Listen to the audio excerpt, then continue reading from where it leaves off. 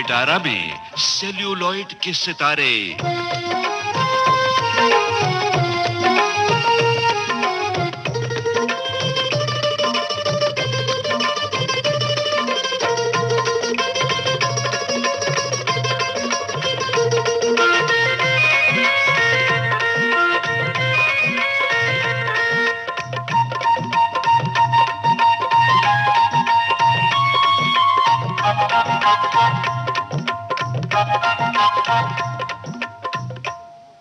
Celluloid के सितारे। इस प्रोग्राम में आज हमारे मेहमान हैं रंगमंच और फिल्मों के जाने माने अभिनेता शिवाजी साटम। इनसे बातचीत कर रही हैं सविता बजाज।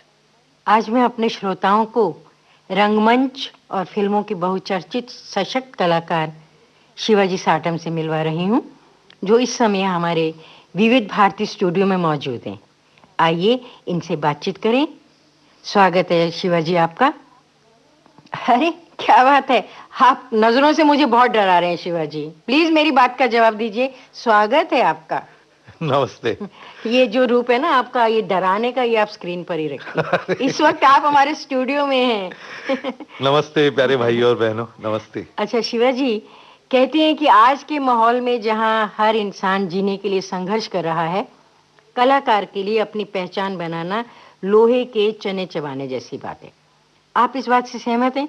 यानी कि आपने अपनी पहचान कैसे बनाई? आपके प्रश्न का पहला जो ये है कि अपनी पहचान बना के वो रखना, वो लोहे के चने चबाने जैसी है। तो ये बात सही है, अपनी पहचान बना के वो सही रखना वो ज़रूर है, क्योंकि उसमें मेहनत बहुत है। और मेहनत के साथ साथ सिर्फ मेहनत करके नहीं, एक तो काम में ईमानदारी बहुत होनी चाहिए।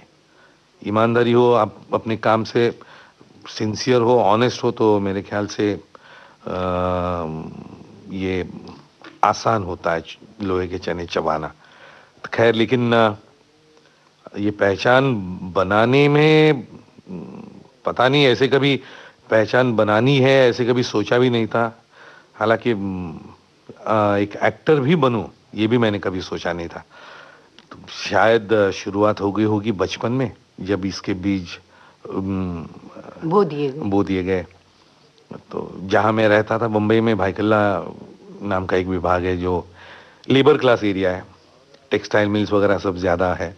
और एक टिपिकल महाराष्ट्रियन फैमिली में पैदा हुआ, तो काफ़ी कल्चर या बाकी के जो खेल है वो सब टिपिकल महाराष्ट्रियन बने। तो उसमें एक फ़ायदा ये हुआ कि गणेशोत्सव बहुत ज़ोर में होता है, आज भी होता है महाराष्ट्र में। और तब 11 दिन का एक तो गणेशोत्सव रहता है, और 11 के 11 दिन नाटक कंपनी आकर अपने अपने नाटक सादर करती है। तो बचपन से जब मैं बैठ सकता था, तब से नाटक देखते आया हूँ, रंगमंच पर नाटक देखते आया हूँ नीचे बैठकर। और तब से पता नहीं कहीं, मतलब आपके परिवार में कोई कलाकार नहीं? नहीं, बिल्कुल नहीं। तो पिछले जन्म का कुछ होगा? वो तो पता नहीं, लेकिन एक इतना है कि घर में सबको नाटक देखना बहुत प्रिय है। अच्छा। मेरे पिताजी मिल में काम करते थे, अब खैर वो तो नहीं रहे, लेकिन शायद वो जो होता है ना कि एक घर में संस्कार ही वो है कि वो टिपिकल महाराष्ट्रियन संस्कार है वैसे, कि नाटक देखना एक बहुत अहम चीज़ है रोज के जिंदगी में महाराष्ट्रियन फैमिलीज में जी। मतलब महीने में जैसे फिल्म देखते हो या टेलीविजन देखते हैं, वैसे महीने 2 महीने में एक आध बार पूरी फैमिली नाटक देखने को जरूर जाती है। और वो एक दिन बहुत खुशी का दिन होता है वैसे। तो शायद वहीं से शुरुआत हो गई होगी। और फिर और एक बचपन के किस्से याद आते हैं अभी जब बात कर रहे हैं, तो कि जब भी नाटक देखता था तो उसमें ट्रिक सीन्स या ऐतिहासिक नाटक भी तो होते थे। और हम बच्चे थे तो दूसरे दिन हम लोग रहते थे चाल में, जहाँ कॉमन स्टेयरकेस होती है बड़ी, उसकी लैंडिंग होता है, मतलब तो नीचे उतरने के लिए ऊपर चढ़ने के लिए जहाँ एक लैंडिंग आ जाती है। तो लैंडिंग वो हमारे लिए, मतलब मैं और मेरे दोस्तों के लिए एक छोटा सा अपना एक स्टेज बन जाता था। और क्या बात है, बहुत खूब, बहुत खूब। हाँ, हाई लेवल और नीचे का लेवल। हाँ, हाई लेवल से सिर्फ कूदने के लिए तलवार लेकर वो होता था। और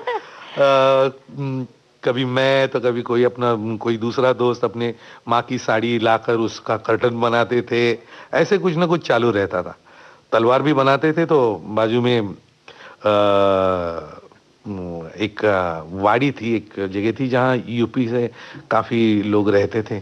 वो बड़ी पार्टी होती है ना, टोकरी होती है, वो लेकर सब्जियां वगैरह लेकर जाते थे। तो वो जो टोकरी होती है उसके नीचे से जाड़े बाम्बू के बेस बनाए रहते। तो लंबी काफी एक 2, 2.5, 3 फुट की होती है। तो हम लोग जाके वो चुपके से निकाल कर ले आते थे। फिर उसको नारियल के जो ऊपर का जो कौच होता है, आधा उसकी मूठ बना के उसकी तलवार बनती थी।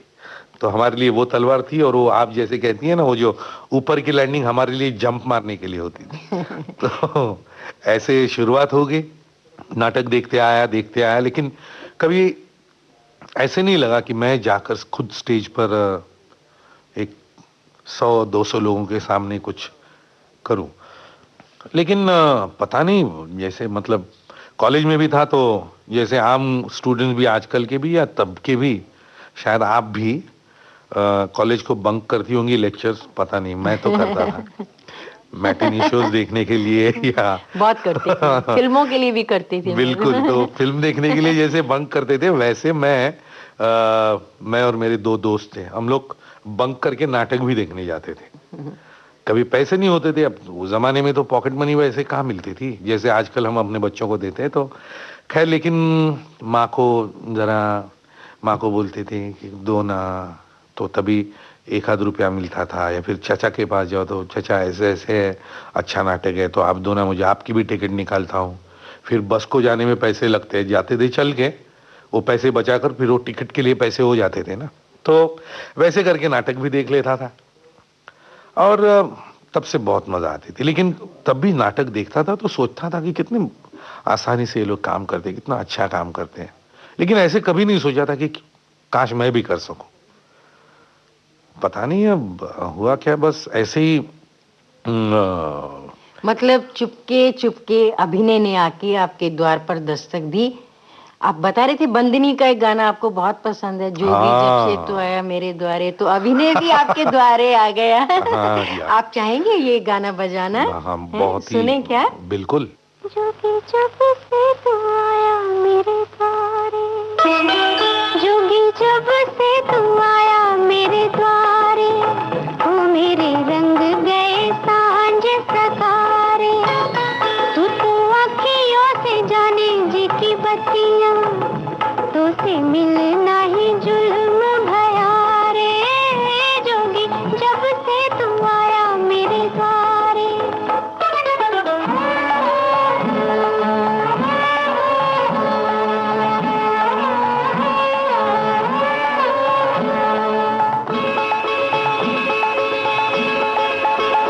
देखी सावली सूरत ये नैना जुड़ाए, देखी सावली सूरत तेरी छब देखी जब से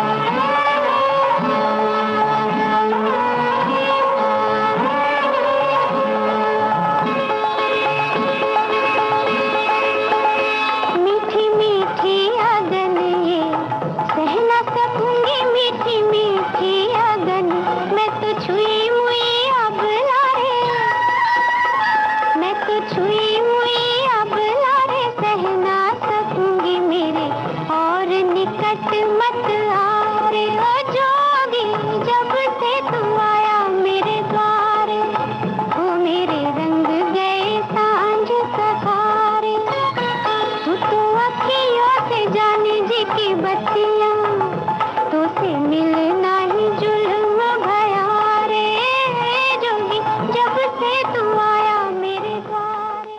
मतलब आपके कहने का मतलब है कि आप रंगमंच की तरफ मुखातिब हो रहे थे, धीरे धीरे अभिनय की जड़ें आपके अंदर समा रही थी और बीज बोया जा चुका था, तो आपने इसको मुखरित कैसे किया? आप मराठी रंगमंच की तरफ कैसे बढ़े और फिर फिल्मों में चले आए?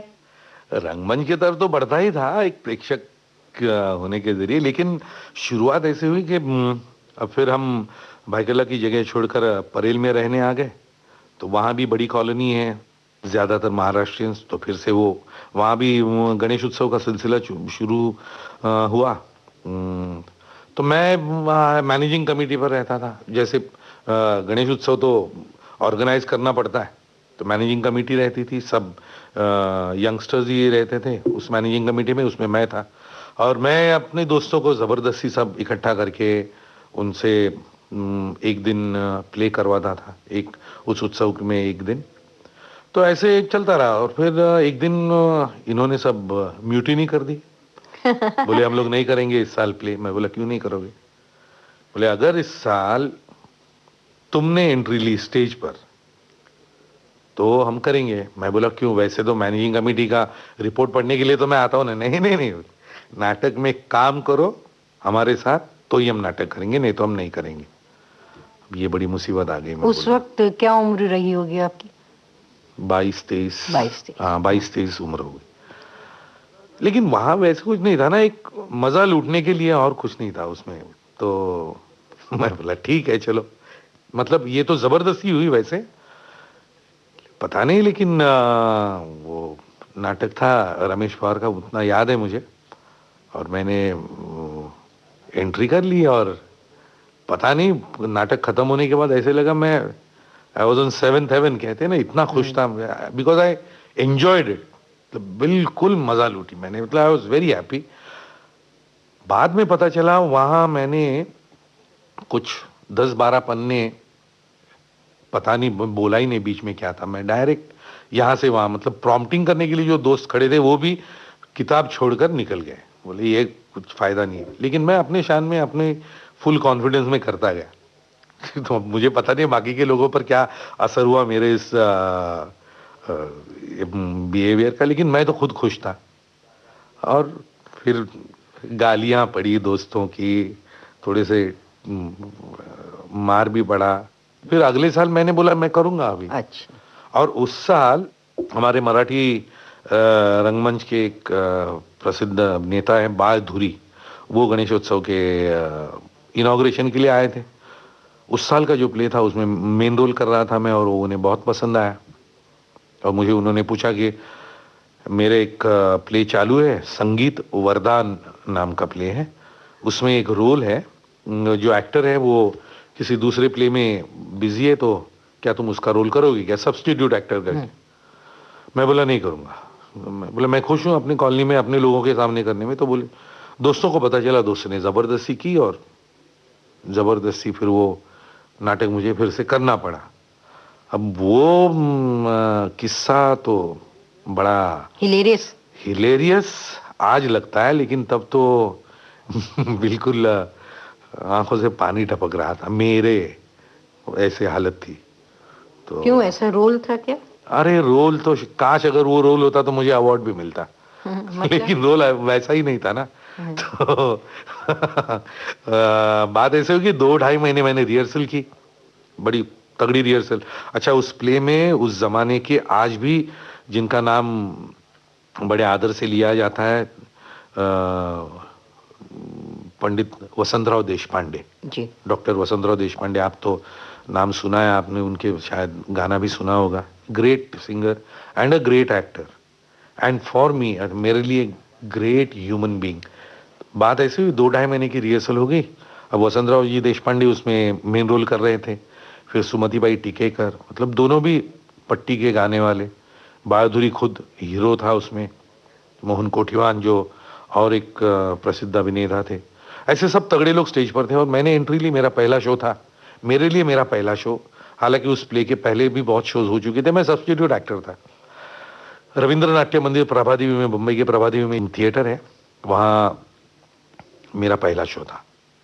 मैंने एंट्री ले ली और जैसे एंट्री लेकर मैंने ऑडियंस देखा, खचाखच भरा हुआ ऑडियंस था, 1000 के ऊपर होगा, और बस मैं भूल गया डायलॉग। माय गॉड, डायलॉग भूल गया, मतलब ब्लैंक, एब्सोल्युटली ब्लैंक। और फिर पता नहीं, मेरे पैर कांपने लगे और मैंने देखा वसंतराव जी देशपांडे स्टेज पर थे मेरे साथ। मैंने उनकी तरफ देखा तो उन्होंने देखा तो मेरे आंखों में पानी भर आया, फिर मैं रोने भी लगा। अब पता ऑडियंस को लगा होगा, पता नहीं, लेकिन मैं मतलब एक भी आप डायलॉग नहीं बोल बिल्कुल सके? नहीं, एब्सोल्युटली नहीं, मतलब बिल्कुल नहीं बोला। हालांकि पूरे एक्ट में मेरा जो भी जितना बड़ा सीन था, मैंने कुछ नहीं बोला। लेकिन कहते हैं ना, खामोशी में भी अरे कहाँ की आवाज खामोशी? होती है। अरे तो आपका नैना जो थे वो ऑडियंस के साथ लड़ गए, अरे लड़के और कहाँ के? उन्होंने नहीं, एक्सेप्ट कर लिया आपको as an actor. Savita ji नहीं तो सुनिए तो, वसंतराव जी देशपांडे ने मेरी हालत देखी और पूरा एक्ट उन्होंने संभाल लिया। बस हो गया मेरा, क्या कहते वो, मेरी पहली एंट्री, मेरा पहला प्ले, मैं बोला खत्म। फर्स्ट एंड लास्ट जो बोलते हैं ना, ये शायद मुझे लगा कि ये मेरा मराठी व्यावसायिक रंगमंच पर ये मेरी पहली और आखिरी एंट्री। मैं बाहर आया, बहादुरी बहुत नाराज हुआ था मेरे से, अपसेट, यू वेरी अपसेट, बोलने लगा क्या तुमने मेरी नाक कटवा दी, 2.5 महीने की रिहर्सल के बाद आज ये हालत।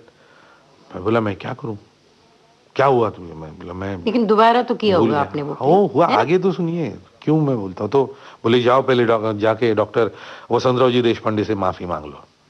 बोला ठीक है। मैं गया उनके सामने, मैंने कहा जैसे मुझे देखा बोलने लगे क्या हुआ, हंसने लगे पहले। मैं बोला चलो ठीक है, हंस रहे। बोले क्या हुआ? बोला मैं डर गया, तो मैं भूल गया और क्या, सच सच बता दिया मैंने। तो उन्हें बोला कोई बात नहीं, बोले हमारे जैसे भी 400 शोज करने के बाद भी कभी कभी हम तो आप भूल डर जाते गए हैं। थे। हाँ। तो इस डर को कैसे बस निकालेंगे? नहीं, उन्होंने एक कहा अच्छा कि- सा गाना सुना दीजिए ना, मैं भी डर गई आपकी बात सुन ये के। अब कौन सा गाइड? गाइड वाला कौन गाना। सा गाइड का? पिया तो से नैना लागे। पिया तो से नैना लागे हाँ रे। जी। नैना तो आपके लड़ गए फिर थिएटर से या फिल्मों से। हाँ।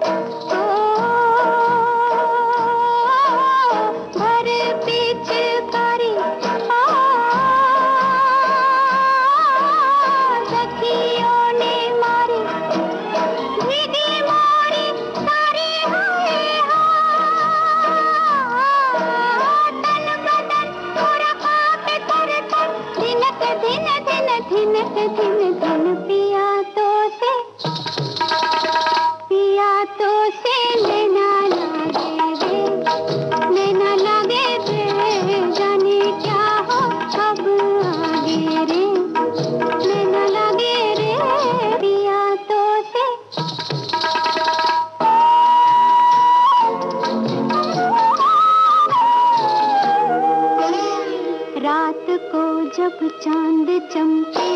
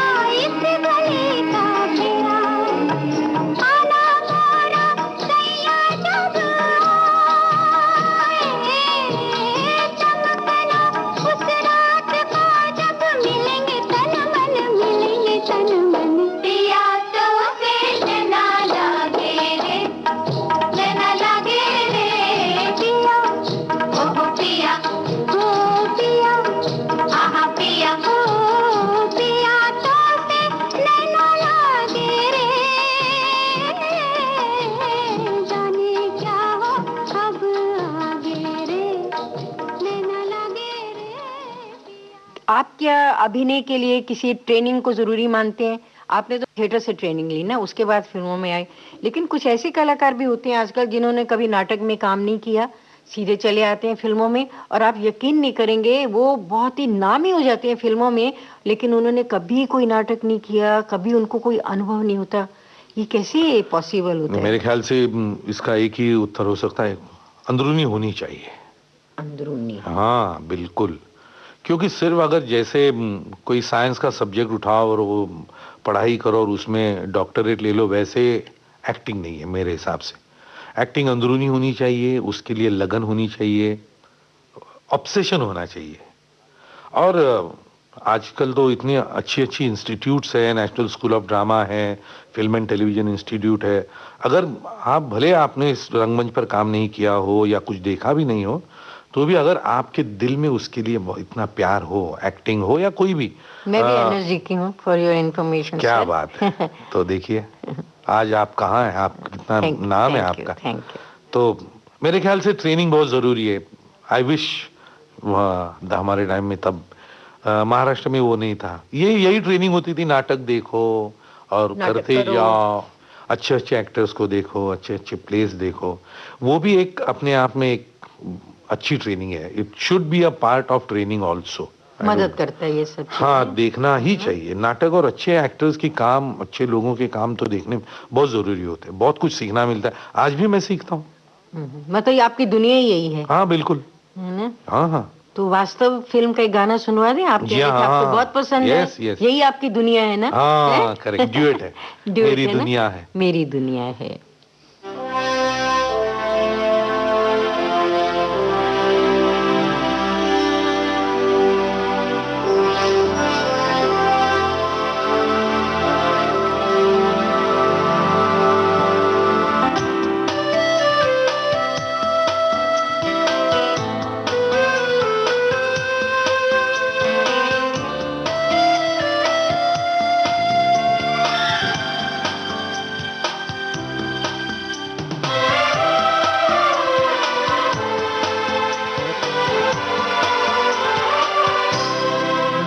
दुनिया है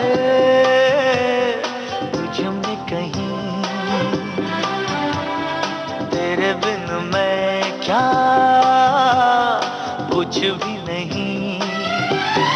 मेरी जान में तेरी जान है, हो साथी मेरे। मेरी दुनिया है तुझ में कहीं,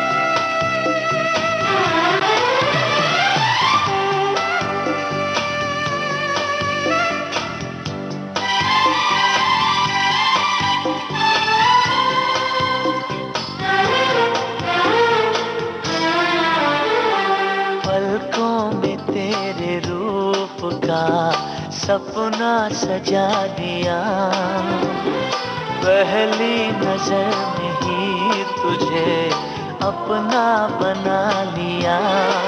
है यही आरज़ू हर घड़ी बैठी रहो मेरे सामने। मेरी दुनिया है तुझ में कहीं,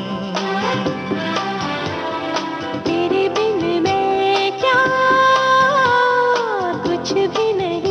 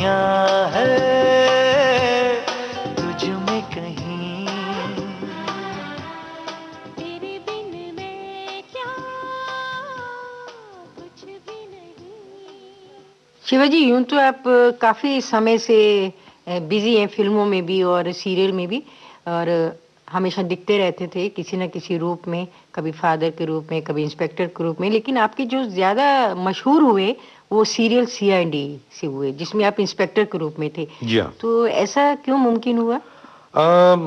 सविता जी, कुछ हद तक मैं मान सकता हूँ कि सीआईडी की वजह से पॉपुलैरिटी मिली, क्योंकि सीआईडी एक ऐसी सीरियल है और टेलीविजन एक ऐसा माध्यम है जो घर घर में जाता है, और फिर सीआईडी का कैरेक्टर ऐसा है जो चोरों को या खूनियों को पकड़ता है, तो वो एक हीरोइक कैरेक्टर है, बच्चों में भी आप पॉपुलर हो जजते भी जाता हैं, है। उसमें जजते भी हैं, और ऐसा लगता है कोई ऑफिसर है बहुत बड़ा पुलिस का। आपके फैमिली में कोई था या? नहीं, बिल्कुल नहीं, नहीं? कोई नहीं था। जैसे मैंने पहले बताया ना, मेरे पिताजी तो टेक्सटाइल मिल वर्कर थे, हाँ जी। और मैं बैंक में काम करता। खैर, लेकिन इसके इस सक्सेस के पीछे या इस इमेज के पीछे एक तो मेरी शक्ल जो ऊपर वाले ने दी है उसको जाता है एक श्रेय, और माशाल्लाह अच्छी खासी शक्ल है आपकी। खड़ूस है। और दूसरा श्रेय दूंगा डायरेक्टर बीपी सिंह को, जिस तरह से, जिस ढंग से वो इस कैरेक्टर को पेश करता है। विविध भारती से इस समय आप सुन रहे हैं सेल्यूलॉइड के सितारे। इस प्रोग्राम में आज हमारे मेहमान रंगमंच और फिल्मों के अभिनेता शिवाजी साटम। इनसे बातचीत कर रही हैं सविता बजाज। मेरे ख्याल से एक हाँ, नेशनल रिकॉग्निशन या जिन्हें मैं, जिनकी कदर करता हूँ, whom I crave to be recognised by, जो बड़े बड़े दिग्दर्शक है या अच्छे अच्छे कलाकार हैं जिन साथ मैं काम कर चुका हूँ, काम करना चाहता हूँ, उन्होंने मुझे गुलाम मुस्तफा में देखा फिल्म, जिसके लिए मुझे बेस्ट सपोर्टिंग एक्टर का नॉमिनेशन भी मिला था।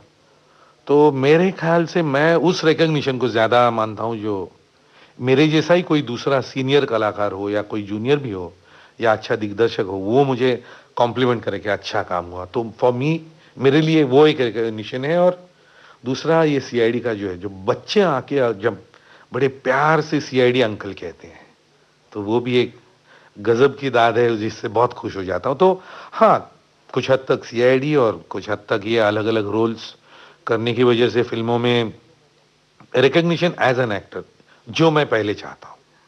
पॉपुलैरिटी से ज्यादा एक कलाकार, एक अच्छा कलाकार जब लोग मानते हैं, तो मैं उससे ज्यादा, मेरे लिए वो अहम है। आपके साथ कोई वाकया हुआ होगा इस सीरियल को लेके? हाँ सविता जी, एक अभी याद आता है, 5-6 दिन पहले की बात है। कोई इतना बड़ा ऐसा वैसा किस्सा नहीं है, लेकिन इमेज की वजह से लोगों के मन में एक कलाकार का कितना आदर रहता है, वो ये सीआईडी के वजह से ही हुआ। मैं किसी काम के लिए बैंक में गया था, और फिर काम होने के बाद बाहर आया तो एक दोस्त मिला, तो मैं गाड़ी के वहाँ खड़े रहकर बातें कर रहा था। इतने 2 लोग आए मेरे तरफ, बड़े, नमस्ते नमस्ते। मैंने कहा नमस्ते, हाँ बताइए, आप सीआईडी में काम करते हैं ना, आप सीआईडी इंस्पेक्टर हैं ना? मैं बोला इंस्पेक्टर नहीं हूँ, लेकिन मैं काम करता हूँ। बोले हाँ, हमें बहुत पसंद है आपका प्रोग्राम, हम रोज देखते हैं।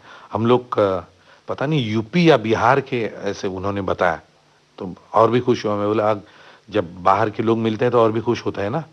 तो खैर बोले आपकी मदद चाहिए। मैंने बोला कैसी मदद? मुझे लगा कोई अब एक्टिंग के लिए पूछ रहा है कि हमारे लिए देखिए, आपके इसमें कोई रोल है क्या? मैं जरा डर जाता हूँ ऐसा कोई आता है तो। बोले, मैं बोला क्या? बोले नहीं, हमारा बेटा खो गया है। मैं बोला आपका बेटा खो गया है मतलब? तो नहीं, उसकी नई नई शादी हुई थी और पता नहीं महीना 1.5 महीने के बाद बेटा भाग गया। तो मैंने कहा कि यहीं नजदीक ही भोईवाड़ा पुलिस स्टेशन है, अगर आप यहीं कहीं रहते हो तो जाकर वहां कंप्लेंट दीजिए।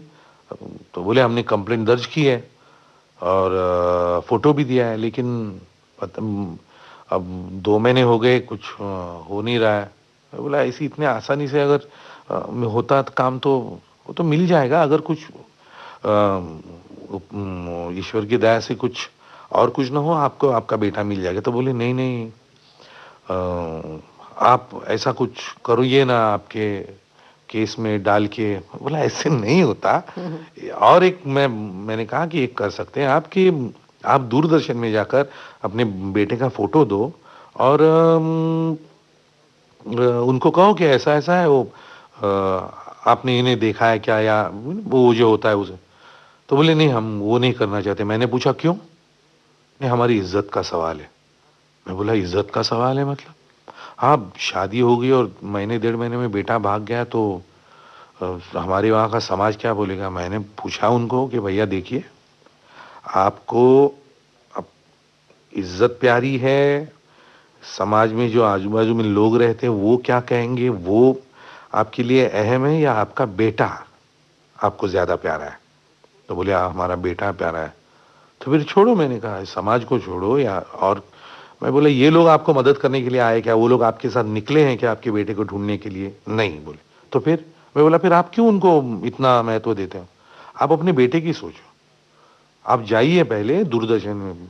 नहीं, आप सही कहते हैं, कोई नहीं आया मदद करने के लिए। मैं बोला तो फिर मान लो मेरी बात, और पता नहीं शायद वो लोग दूरदर्शन में गए होंगे।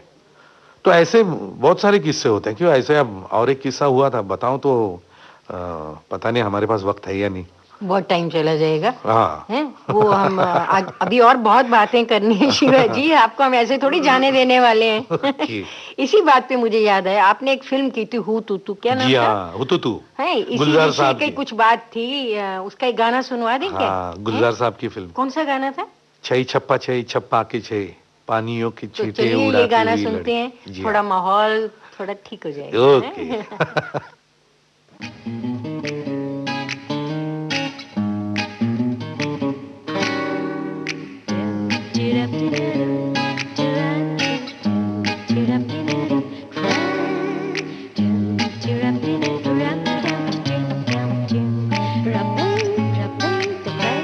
छै चप छै छप्पा के छै, पानियों पे छींटे उड़ाती हुई लड़की।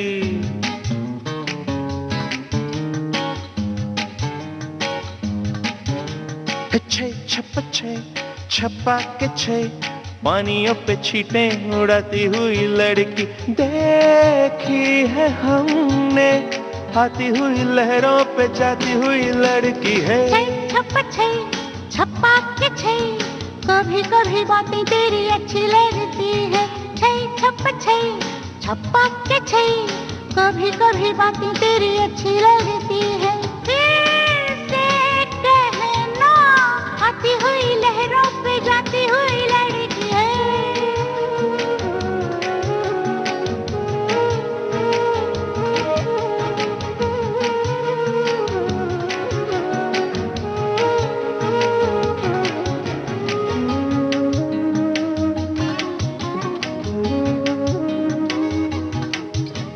ढूंढ करेंगे तुम्हें साहिलों पे हम, रेत पे ये पैरों की मोहरें न छोड़ना। नहीं, ढूंढ करेंगे तुम्हें साहिलों पे हम, रेत पे ये पैरों की मोहरें न छोड़ना। सारा दिन लेटे लेटे सोचेगा समंदर, आते जाते लोगों से पूछेगा समंदर, साहिब रुकिए जरा, अरे देखी किसी ने आती हुई लहरों पे जाती हुई लड़की है।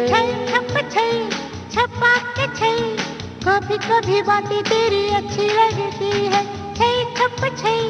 छप्पा के छै, ला ला ला ला ला ला ला ला ला ला ला ला ला।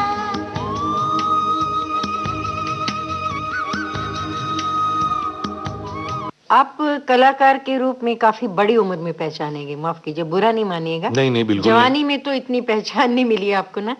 अभी जैसे आप हिंदी फिल्में कर रहे हैं, कभी आप बाप के रोल में दिखते हैं, कभी इंस्पेक्टर के रोल में दिखते हैं। तो आजकल इसी एज को ध्यान में रख के, इसी इमेज को ध्यान में रख के, जैसे इंस्पेक्टर की आपकी इमेज बन गई, सीआईडी इंस्पेक्टर, तो आप कौन सी फिल्में कर रहे हैं? कुछ बताइए हमें, हिंदी फिल्में या मराठी फिल्में? मैं कुछ बोलूं? जी, जो कहिए। आपने कहा कि बहुत लेट पहचान, या मेरे ख्याल से मैंने ये कभी नहीं सोचा था, क्योंकि मैं खुश था अपना काम करते। और पहचान अगर पूछो तो मेरे लिए, मेरे मराठी रंगमंच के, मेरे मराठी प्रेक्षकों में तो मैं जाना माना था। तो जो प्यार अभी मिलता है वो तब भी मुझे मिलता था। तो मेरे हिसाब से मैं वैसे रिकॉग्नाइज था। हालांकि मैं खुद मेरी चॉइस से कभी फिल्मों में नहीं आया, और जब आया हिंदी फिल्मों में तो वो अनुभव कुछ अच्छा नहीं रहा, तो मैंने फिर से वो अच्छा छोड़ नहीं दिया। रहा? जी हाँ, वो अच्छा। थोड़े से, खैर वो जाने अनप्लेजेंट चीज हम नहीं, बात नहीं करेंगे, भूल जाइए। हाँ। नहीं, हालांकि एक कलाकार होने के नाते वो बुरे थे, क्योंकि हिंदी फिल्मों में एक ऐसा ये है कि जब कहते हैं ऐसा रोल है वैसा रोल है, और जब हम देखते हैं तो वैसा होता ही नहीं है। तो थोड़ा सा डिसअपॉइंटिंग एक्सपीरियंस जिसे कहते हैं वो था। थोड़ा सा उदास हो गया। मैं बोला अपनी मराठी रंगभूमि अच्छी है, और कभी कभार मराठी फिल्म भी कर लेता और मराठी सीरियल भी कर लेता, तो हैप्पी था। और मराठी कलाकार, एक नाटक का कलाकार होने की वजह से मुझे नौकरी भी थी सेंट्रल बैंक ऑफ इंडिया में। लेकिन तो डेस्टिनी ने आपके दरवाजे पर नॉक नॉक किया। जी हाँ, और वो डेस्टिनी आ गई नाना पाटेकर के जरिए। वो नाना ने नाना मुझे, पाटेकर के जरिए? वो जी हाँ, कैसे? नाना मेरा बहुत अजीज दोस्त है। हमने एक साथ रंगमंच पर काम किया है, तब से एक दूसरे को जानते हैं, थोड़ा सा रिश्ता भी है। तो दोस्त बहुत एकदम अजीज क्लोज फ्रेंड्स हैं। तो उसने यशवंत, गुलाम मुस्तफ़ा, युग पुरुष ऐसी फिल्में वो कर रहा था, और उसने ज़बरदस्ती करके मुझे बुला लिया और मैंने उसकी बात मान ली। और शायद ये जो सेकंड इनिंग नाना की वजह से शुरू हो गई, वो बहुत खुश हूं मैं वैसे। अच्छे अच्छे रोल्स कर रहा हूँ, नाना की वजह से अच्छे रोल्स मिले, और उसकी वजह से रिकॉग्निशन मिला एज एन एक्टर। अच्छे अच्छे डायरेक्टर्स के साथ काम करने को मिला। तो आई एम वेरी हैप्पी। और अब आने वाली फिल्में तो, माफ कीजिए, उन्होंने आपको, आपका नाम रेकमेंड किया, लेकिन आपके अंदर टैलेंट है, उसी की बदौलत तो आप शिवाजी साटम कहलाए ना। अरे वैसे तो हमारे जैसे कितने सारे लोग टैलेंटेड हैं, लेकिन होता है ना कि हाँ अब डेस्टिनी है। वही तो मैंने कहा, डेस्टिनी नाना के जरिए आ गई। और आपका बीज तो बचपन में ही बो दिया गया था अभिनय का। तो मेरे ख्याल से हर बच्चे में वो बीज मेरे ख्याल से जन्म से ही लेके आता है। रोता है, भूख लगती है, तो वो नाटक ही है, किसी भी जरिए तो अच्छा, कहना कौन कौन पड़ता सी है। फिल्में करें, कुछ बताइए ना। हाँ, अभी कर रहा हूँ मिस्टर शंकर, साउथ के जो है डायरेक्टर, जाने माने डायरेक्टर है साउथ के, तमिल के। उनकी फिल्म कर रहा हूँ नायक, जो एक रीमेक है मुदलवन नाम की, जो उनकी सुपरहिट फिल्म है। अनिल रानी मुखर्जी वगैरह है उसमें। फिर गुड्डू धनोआ के साथ देवा फिल्म है, और महेश मांजरेकर के साथ एहसास है, जिसमें सुनील शेट्टी और नेहा है। मैं सुनील का दोस्त का रोल कर रहा हूँ। मैं तो सारी कमर्शियल फिल्में, हाँ बड़ी बिल्कुल, फिल्में कर रही हाँ, हूँ। लेकिन कमर्शियल है, लेकिन the not out and out commercial, जो क्रास कमर्शियल फिल्में, ये फिल्में नहीं है। डेफिनेटली कमर्शियल एस्पेक्ट से ही बनाई गई, लेकिन बहुत ही अच्छी, और अलग अलग रोल्स हैं बेसिकली। एक मैं पिता का रोल कर रहा हूँ, एक बिल्कुल क्या कहते हैं, फार्मर हूँ, वो है। मराठी फिल्में भी कर रहे हैं। और मुझे कॉम्प्लीमेंट मिले, एक बताऊं, राजकुमार संतोषी ने कहा कि शिवाजी तुम एक आलू जैसे हो। आलू जैसे? हाँ, मटन में डालो तो भी अच्छे लगते हो, सब्जी में डालो तो अच्छे लगते हो, दाल में डालो तो अच्छे लगते हो, ऐसे एक्टर। मतलब उन चीजों का अस्तित्व नहीं मिटता, हाँ, है ना, आलू आलू रहता है? तो अस्तित्व पर एक बात याद आई, आप कह रहे थे आपको बहुत अच्छे गाने लगते हैं अस्तित्व फिल्म के। जी हाँ। तो कोई सुनाइए ना गाना। वो जो गाना है ना, सबसे पहले संगीत बना। सबसे पहले संगीत बना था, वाह वाह, सुनते बहुत हैं उस गाने को। जी हाँ।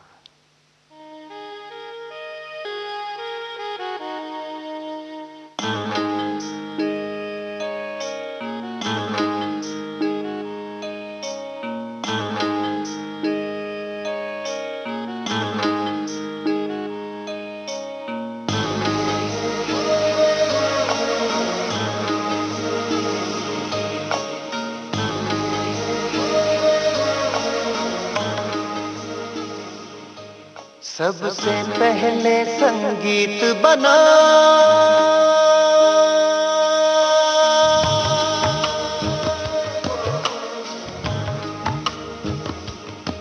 सबसे पहले संगीत बना वो, फिर सूरज चांद सितारे, खुशियों के संग फिर दर्द बना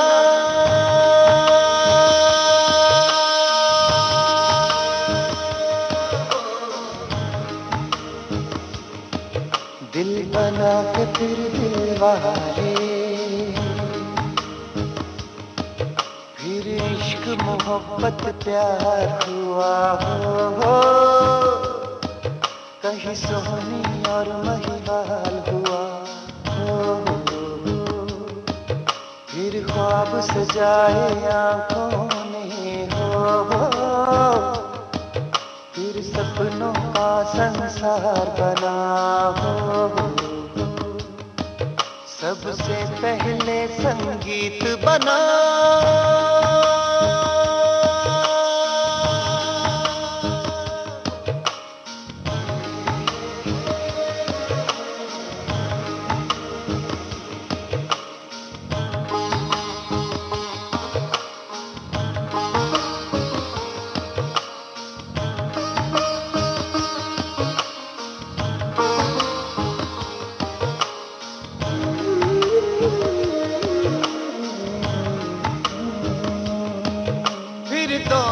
और जागीर बनी, रिश्तों की एक तस्वीर बनी, पंछी चहके मौसम महके, सावन आए बादल बरसे, है सब कुछ उसकी ही माया।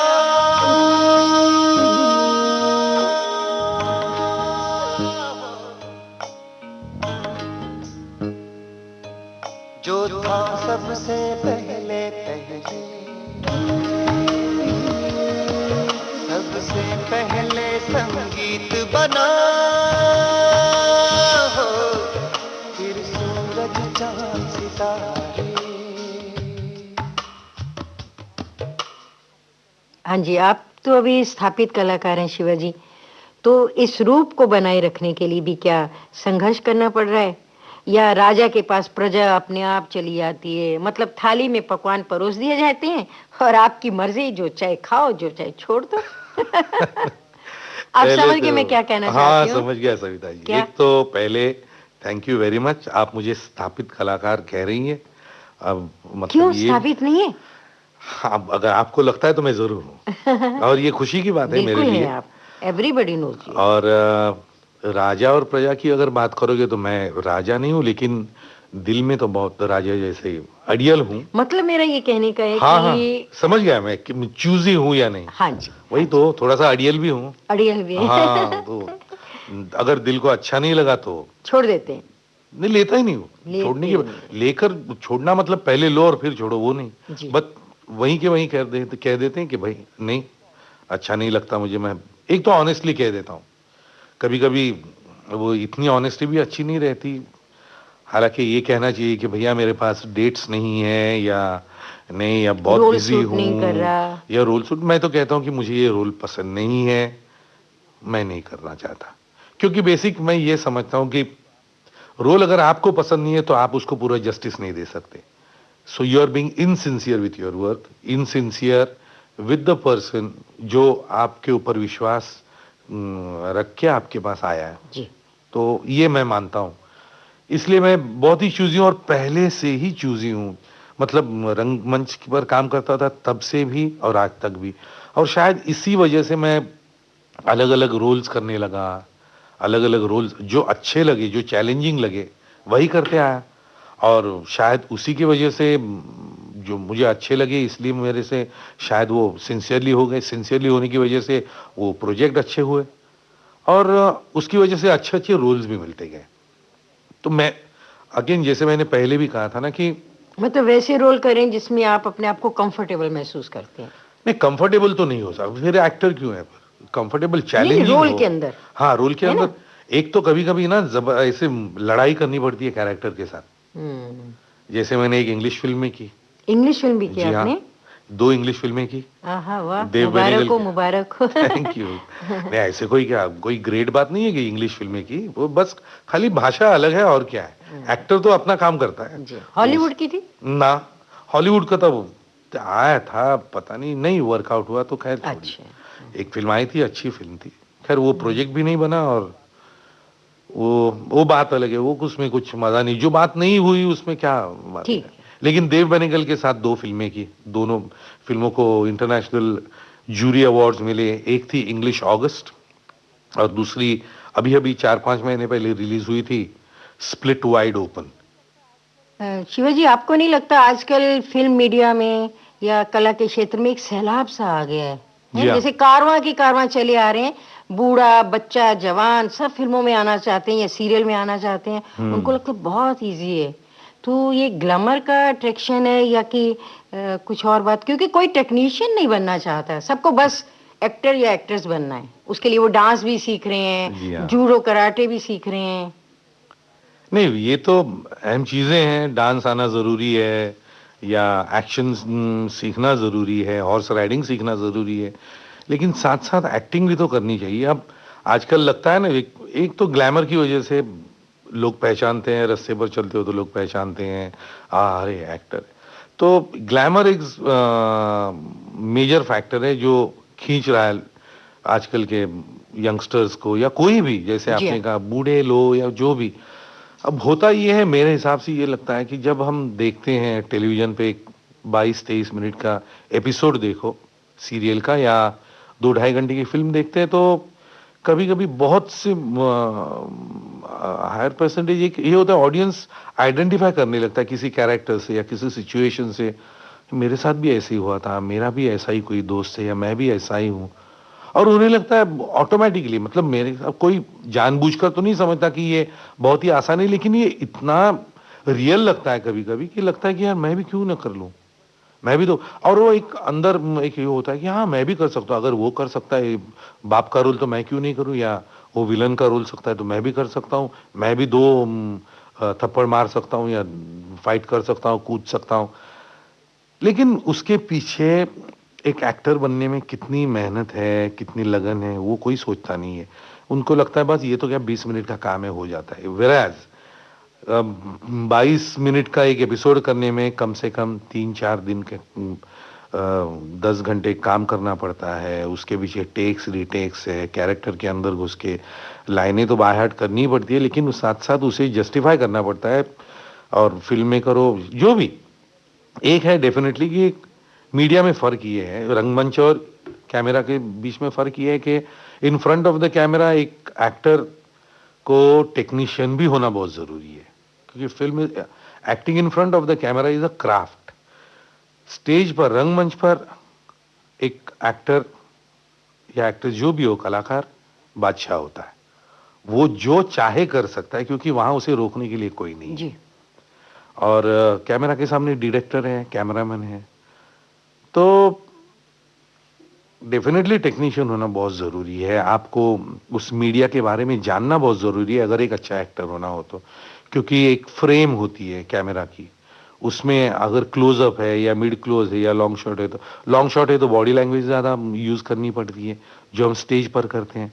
वेराज रंगमंच पर तो या स्टेज पर तो it's purely body language and voice projection with your facial which are always loud. तो ये फर्क जानना बहुत जरूरी है। और ये सब इमीडिएटली जैसे बस आप खड़े रहो और एक्टर बन गए, उसमें सब आता है, ऐसे नहीं। एक स्टडी है मेरे हिसाब से। अच्छा, एक बातचीत में मैं आपसे एक बात कहना भूल गई, माफी चाहती हूँ कि एक फिल्म आपकी बहुत खूबसूरत बनी है जो कि पूरी झकझोर के रख देती है, निदान। जी हाँ। उसमें शायद आप भी थे, जी मैंने हाँ। बहुत उसके बारे में सुना है, उसकी बहुत चर्चा है। जी हाँ। तो उसके बारे में कुछ बताइए ना। हाँ, ये तो महेश मांजरेकर की पहली हिंदी फिल्म है, पहली निदान। हिंदी फिल्म? जी हाँ, पहली हिंदी फिल्म। एड्स पर बनी है ना? एड्स पर बनी है। एड्स सब्जेक्ट है। एड्स जो डिजीज है वो इसमें अहम नहीं है। तो एड्स के मरीज के आजू बाजू में होने वाले लोग, उसकी इमीडिएट फैमिली या आजू बाजू का जो समाज है, उसमें दोस्त आते हैं या सगे आते हैं, सब कुछ। तो उनके लिए भी ये फिल्म उतनी इम्पोर्टेंट है, क्योंकि उसमें सब दिखाया कि उस आदमी के जो बचा हुआ काल है उसके जीवन का, वो कितना हम सुखी बना सके एक हद तक, जितना हो सके उतना, तो वो है। और मेरे लिए तो मेरे करियर की सबसे बेस्ट फिल्म है और सबसे बेस्ट रोल है जिस उस लड़की का, आपके जिसे कैरियर की बेस्ट फिल्म? Best film. तो इसी बेस्ट फिल्म का कोई लोरी या कोई गाना हो तो वो सुनाइए ना, आपकी अपनी आवाज में। मेरी आवाज में? अरे नहीं, प्लीज प्लीज, हो जाए। सविता जी। क्योंकि आपको मैंने अक्सर गुनगुनाते सुना, आप वो जब तो मैं स्टूडियो में गुनगुनाता आए हूँ। थे ना, तब भी कुछ गुनगुना रहे हो। अच्छा चलो, थोड़ी हमारे श्रोताओं को अच्छा आप बजा लगेगा। दीजिए ना वो गाना, हो जाता है। आप गाइए ना ओके, थोड़ा, उसके बाद हम बजा देंगे। ओके, थोड़ा आप स्थाई में गुनगुना दीजिए और ठीक बाकी है। अंतरा हम बजा देते। आजा रे चंदा रथ पे सवार, ले चल बिटिया को तारों के पार, सांसें हैं हल्की पलकें हैं भारी, होठों पे ठहरी हंसी प्यारी प्यारी, सपनों की दुनिया की मीठी पुकार, पास बुलाए रे गुड़िया हमार। आजा रे चंदा,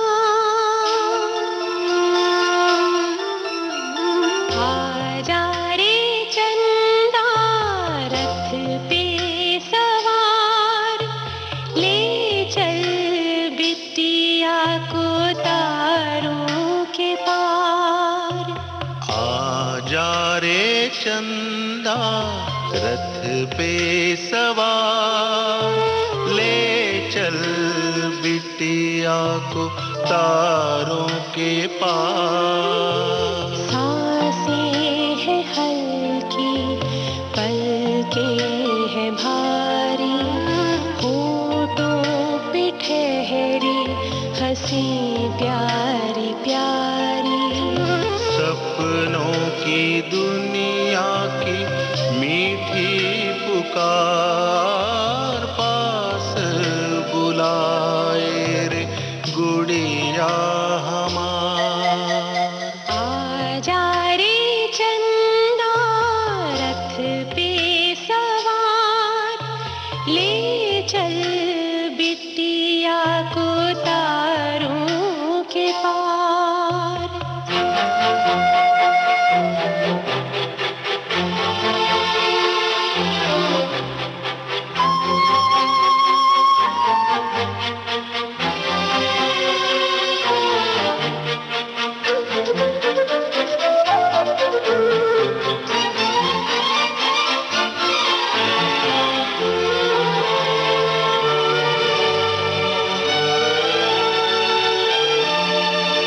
परियों की गोदी में खेलेगी तू, ऊंची उड़ाने भर लेगी तू।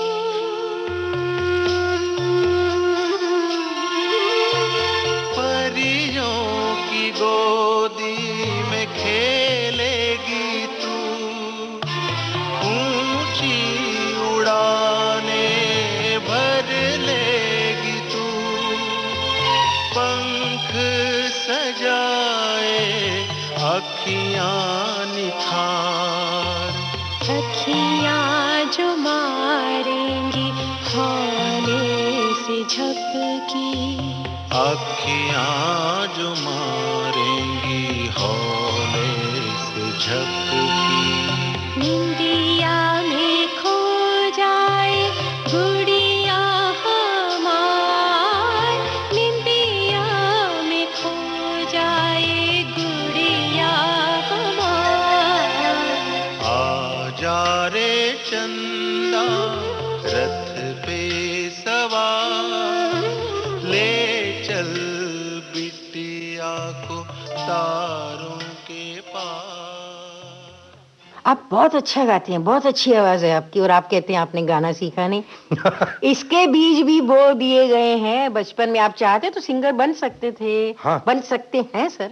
अरे नहीं, अभी तो नहीं बन सकता हूँ, लेकिन चाहता तो बन सकता, शायद अच्छा सिंगर बन लेता। लेकिन ये ऐसे ही है, जैसे एक्टिंग सीख ली वैसे ही गाने सुनते सुनते सुर का ज्ञान हो गया। वाह वाह, क्या बात है। इसके साथ ही शिवाजी, मैं आपका धन्यवाद करती हूँ कि आप हमारे विविध भारती स्टूडियो में आए, अपना अमूल्य समय दिया। धन्यवाद। Thank you very much Savita ji. Celluloid के सितारे, इस प्रोग्राम में आज आपने सुनी रंगमंच और फिल्मों के जाने माने अभिनेता शिवाजी साटम से सविता बजाज की बातचीत। हम आपको बता दें, इस कार्यक्रम को तैयार करने में प्रस्तुति सहयोग दिया उषा मेहता ने, तकनीकी सहयोग कैलाश नाथ वर्लीकर का था और विविध भारती की ओर से इस कार्यक्रम को प्रस्तुत किया शकुंतला पंडित ने।